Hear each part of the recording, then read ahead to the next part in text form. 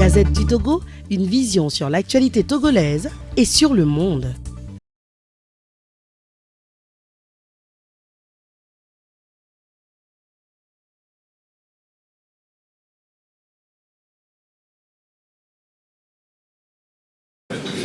Merci.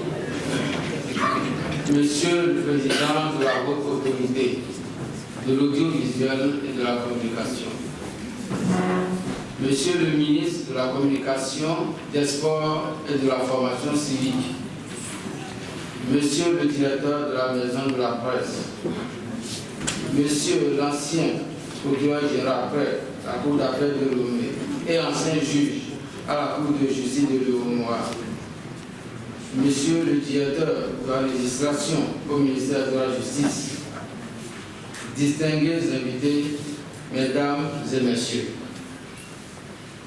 il aurait été agréable à Monsieur le garde des Sceaux, ministre de la Justice et des Relations avec les institutions de la République, d'honorer personnellement de sa présence l'événement qui nous réunit ce matin. Mais nous le pouvons pour cause d'empêchement d'irriment, il m'a fait l'insigne honneur de lui représenter avec la mission de vous délivrer son message dont la teneur suit. Les plaidoyers en faveur de la dépénalisation des délits de presse ont fusé et continuent de fuser de partout en Afrique.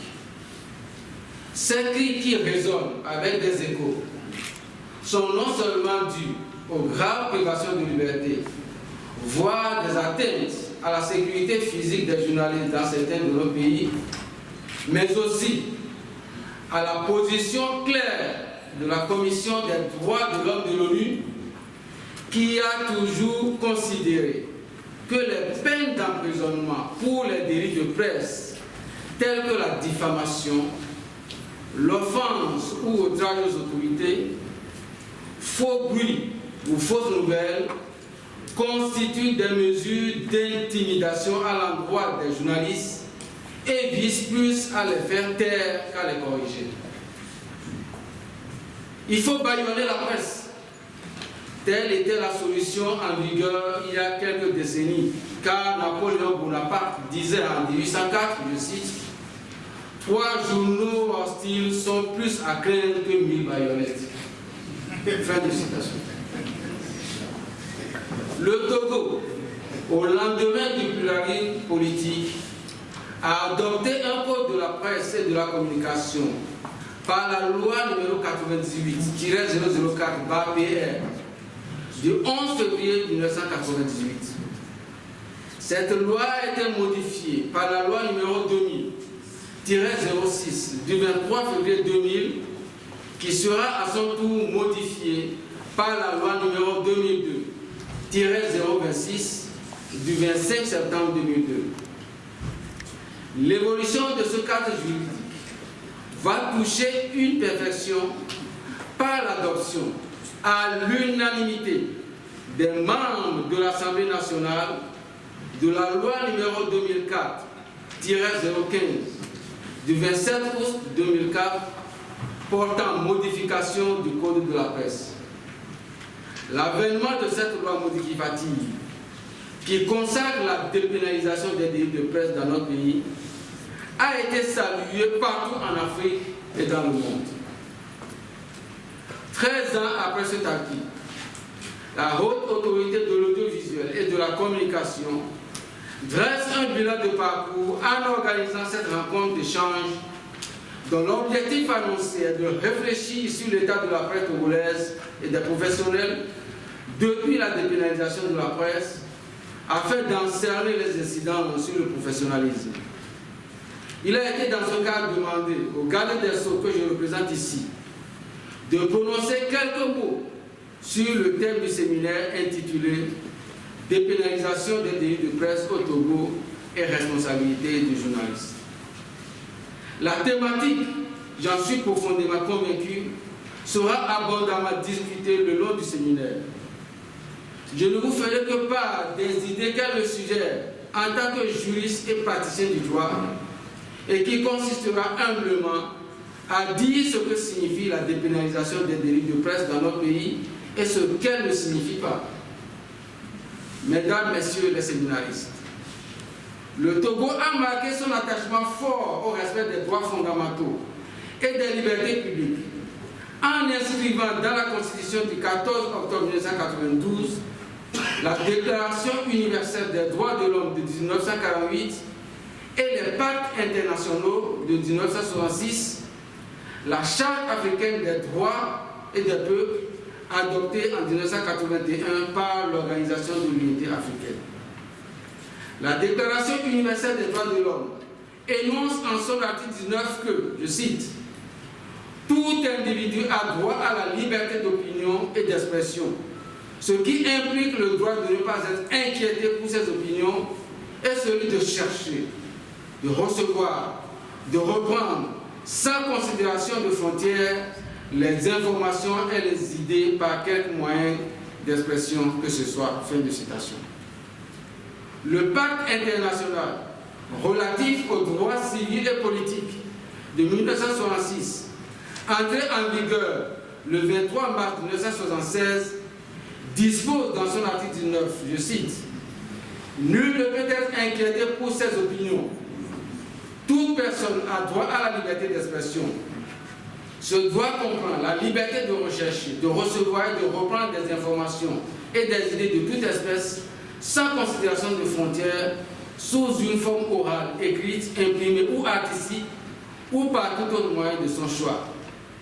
La liberté de chercher, de recevoir et de reprendre des informations et des idées de toute espèce doit comporter des devoirs spéciaux et des responsabilités spéciales. Elle peut en conséquence être soumise à certaines restrictions qui doivent toutefois être expressément fixées par la loi et sont nécessaires, primo, au respect des droits ou de la réputation d'autrui, secondo, à la sauvegarde de la sécurité nationale, de l'ordre public, de la santé ou de la moralité publique. Quant à l'article 9 de la Charte africaine des droits de l'homme et des peuples, de cette charte dispose que, je cite, « Toute personne a droit à l'information. Toute personne a droit d'exprimer et de diffuser ses opinions dans le cadre des lois et règlements. » Fin de citation. Ces principes fondateurs de la liberté de la presse et justifiant la dépénalisation des délits de presse se résument dans l'article 26 de la Constitution de la 4e République qui dispose, je cite, « La liberté de presse est reconnue et garantie par l'État. Elle est protégée par la loi. Toute personne a la liberté d'exprimer et de diffuser par parole, écrit ou tous autres moyens ses opinions ou les informations qu'elle détient dans le respect des limites définies par la loi. » Fin de citation. Que signifie alors la dépénalisation des délits de presse? Pour parler de la dépénalisation des délits de presse, il faut premièrement définir les contours de la notion de dépénalisation des délits de presse. Deuxièmement, examiner les arguments qui militent pour ou contre la dépénalisation. Et troisièmement, étudier de manière plus adéquate étudier les manières les plus adéquates de dépénaliser.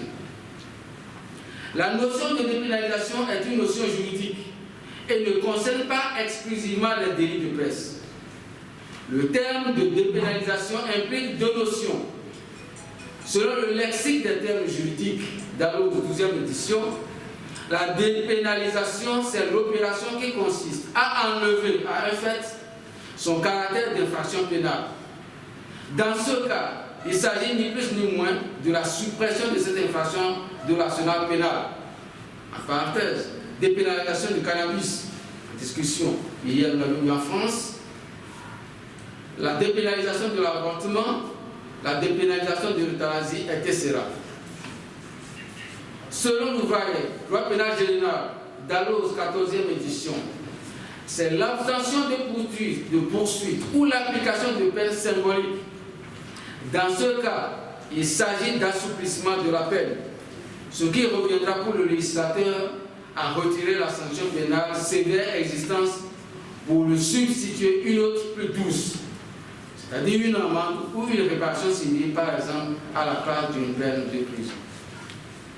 Qu'est-ce que la dépénalisation des délits de presse n'est pas? D'abord, par délit de presse, on entend des crimes et délits commis par la voie de la presse ou par tout autre moyen de publication. La dépénalisation des délits de presse, ce n'est pas l'irresponsabilité du journaliste, car, comme l'a relevé M. le ministre de la Communication, il est de principe que quiconque cause à autrui un dommage oblige celui par la faute duquel il est arrivé à le réparer. Article 1382 du Code civil. Le journaliste est donc astreint à la même obligation. La dépénalisation des délits de presse, ce n'est pas, deuxièmement, l'impunité pour le journaliste, car le droit prévoit que toute personne qui viole la loi pénale en vigueur commet une infraction et encourt des sanctions pénales. Le journaliste qui viole la loi doit être soumis aux sanctions qu'elle prévoit, car nous sommes dans un état de droit. Le Togo est une république, et dans une république, nul ne peut violer impunément la loi pénale. Si la liberté de la presse doit être à tout prix préservée, elle doit, comme toute autre liberté, se voir fixer des limites indispensables à la privation, à la préservation de l'équilibre et de la paix sociale. De telles bornes sont fixées par les lois et comme tout citoyen, le journaliste doit y être soumis. Nous ne sommes pas de l'école de ceux qui s'inscrivent contre la dépénalisation des délits de presse et qui sont encore nombreux en ce qui concerne la presse à faire campagne pour le règne de la fonction rétributive orthodoxe de la peine, qui voudrait que la peine fasse peur, intimide tant l'individu que la collectivité, et par cela même dissuader. Ils estiment que l'absence ou la suppression de la dissuasion encouragera les abus chez les journalistes. Pour notre part, nous sommes entièrement pour la dépénalisation, car il faut renforcer la liberté de presse pour consolider la démocratie. Parce que le quatrième pouvoir, c'est-à-dire la presse, est le principal défenseur du citoyen contre la mauvaise gouvernance. Le droit à l'information et à la libre expression est un droit fondamental de l'homme. Et il peut être dangereux de donner à des lois le pouvoir d'empêcher son plein exercice. La vocation d'une sanction infligée au nom de la société devrait être avant tout de réparer. L'incarcération d'un journaliste répare-t-elle le tort causé à un tiers par un écrit même diffamatoire?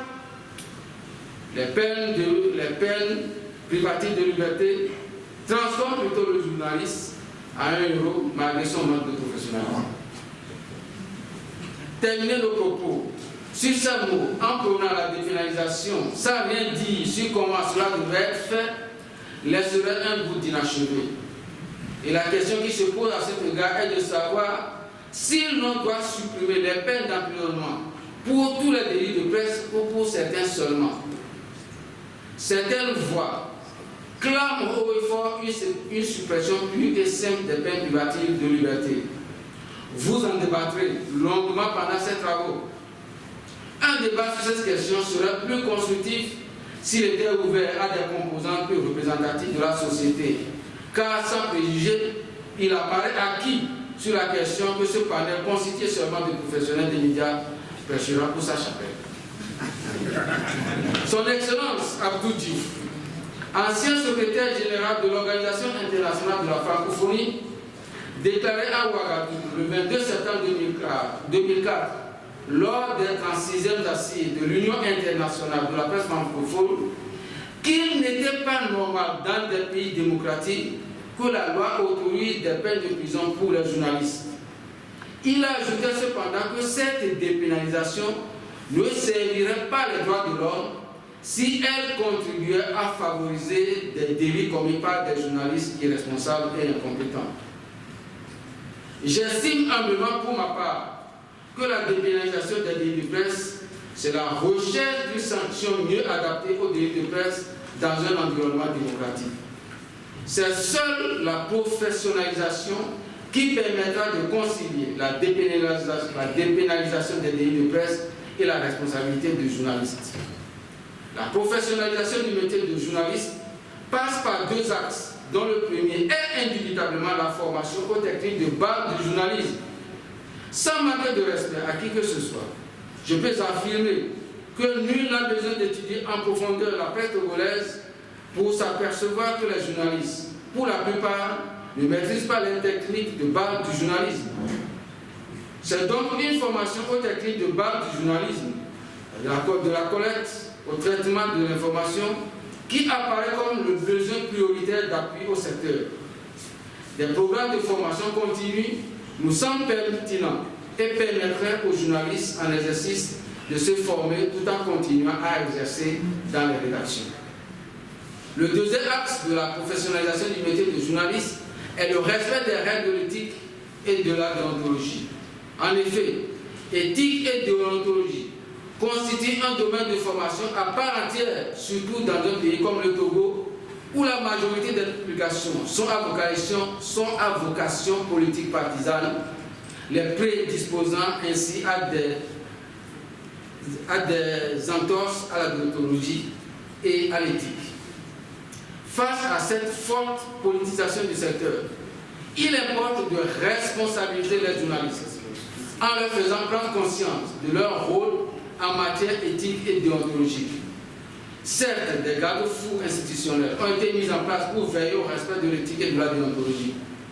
L'OTM et les associations des organes de presse et les associations de journalistes doivent tous œuvrer aux côtés de la RAC et du gouvernement pour l'essor d'une presse plus responsable.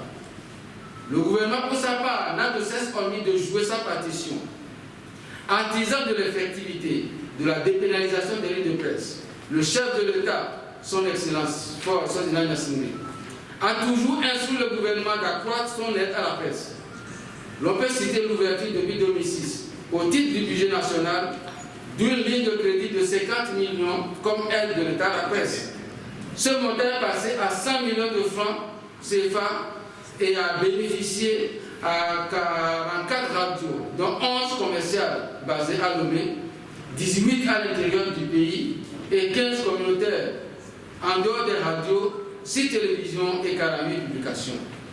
L'on peut également citer l'effacement par le gouvernement d'une dette de près de 100 millions de francs au titre de redevance d'un média audiovisuel des années 2001 et 2002. Le gouvernement avait également accepté d'appuyer la maison du journalisme avec un budget total de 17 millions, couvrant 4 projets, dont le réaménagement des locaux, l'appui aux charges de fonctionnement de la maison, le renouvellement du parc informatique.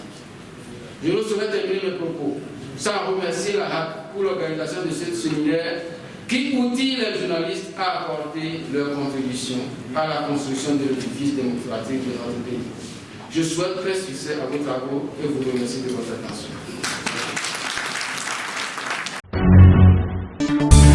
La Gazette du Togo, une vision sur l'actualité togolaise et sur le monde. Rejoignez-nous sur le www.lagazettedutogo.com ou sur nos comptes Facebook, Twitter et YouTube. Pour tout contact, écrivez à contact@lagazettedutogo.com ou appelez le 92 80 88 53. La Gazette du Togo, c'est l'information en continu.